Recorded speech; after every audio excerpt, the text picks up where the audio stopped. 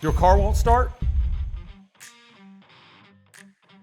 The most frequent roadblock to a smooth start is a dead battery. If your battery's just drained, you can recharge it with a battery charger. Turn the ignition key and listen for clicks.